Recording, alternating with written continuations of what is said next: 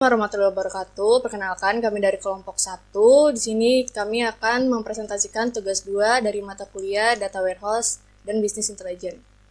Untuk anggota dari kelompok 1 sendiri itu yang pertama ada Geldisen Afrananta, lalu ada Saskia Septiaweni, lalu ada saya sendiri Tiara Tiwangkara, lalu ada Yadi Nugraha. Misi dan strategi, adapun visi dari Jimbaran Mart yaitu menjadi aset waralaba yang dapat menyediakan produk berkualitas.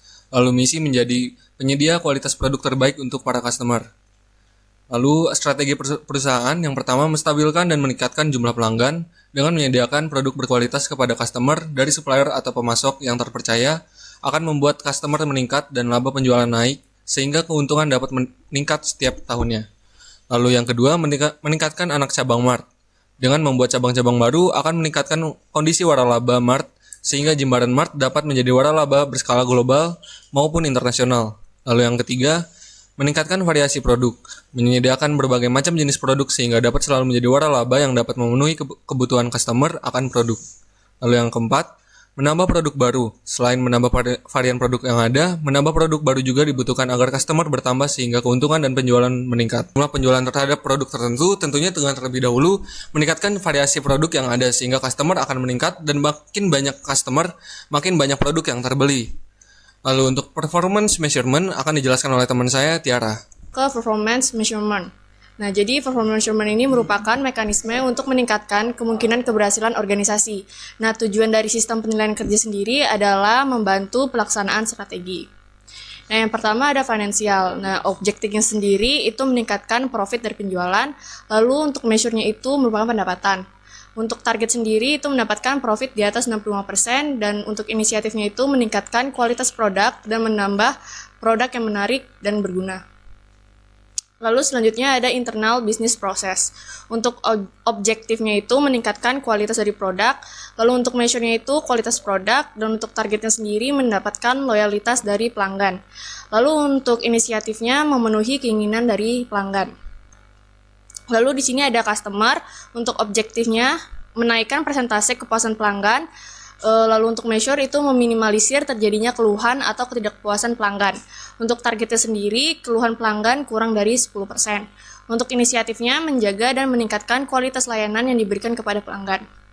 Lalu yang terakhir ada learning and growth. Untuk objektifnya yaitu menaikkan mutu produk, untuk measure-nya yaitu mutu produk, dan untuk targetnya sendiri yaitu mengawasi atau menyeleksi mutu produk.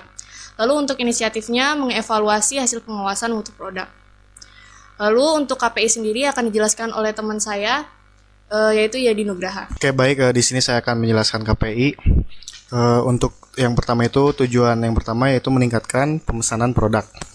Nah, untuk di KPI-nya sendiri meningkatkan pemesanan produk penjual dari yang awalnya terjual 10 per minggu menjadi 20 per minggu. Terus untuk datanya sendiri diambil dari tabel produk code dan product name dan office code. Lalu diambil juga dari tabel order no, dan order date. Nah, untuk perhitungannya sendiri itu tidak terpenuhi. Terus yang kedua itu adalah meningkatkan anak cabang Mart. Untuk KPI-nya sendiri itu target cabang yang awalnya 1 meningkat menjadi 3 cabang. Dan untuk data tabelnya sendiri diambil dari tabel lokasi, office code, dan country. Untuk perhitungannya sendiri itu tidak terpenuhi juga. Selanjutnya akan dilanjutkan oleh rekan saya, Saskia. Oke, selanjutnya kita lanjut ke tujuan ketiga yaitu meningkatkan jumlah pembelian produk burger, di mana target penjualan meningkat dari terjualnya 2 burger menjadi 5 burger dalam 1 minggu. Data yang diambil berasal dari data tabel produk, di mana kita menggunakan produk code, product name, kemudian quantity order. Juga dari tabel order, yaitu order number dan order date. Dari data kita dapat melihat bahwa tujuan ini tidak dapat terpenuhi karena perhitungannya 2 per 5 dikali 100% dan KPI-nya berjumlah 40%. Yang keempat itu meningkatkan jumlah produk baru, di mana variasi produk yang awalnya terdapat 5 produk terbaru meningkat menjadi 10 produk terbaru. Untuk datanya diambil dari tabel produk, yaitu product code, product name, dan quantity order, dan diambil dari tabel order, yaitu order number dan order date. Untuk KPI-nya tidak tercapai, di mana kita dapat melihat 5/10 dikali 100%, kita mendapatkan KPI-nya 50%.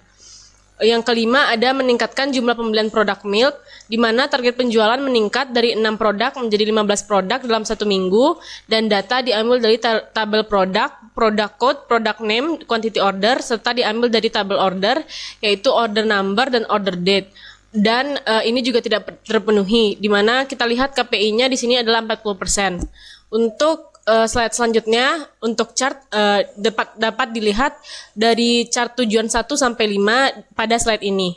Ini chart 1 dan 2, kemudian chart 3, 4, dan 5. Oke, untuk data tabel dapat dijelaskan oleh teman saya. Baik, untuk data tabelnya sendiri, kelompok kami itu mengambil dari tabel office, tabel produk, tabel checkout, tabel produk milk, dan produk burger yang sudah diimplementasi. Cukup sekian dari kelompok kami. Mohon maaf bila ada kekurangan. Wassalamualaikum warahmatullahi wabarakatuh.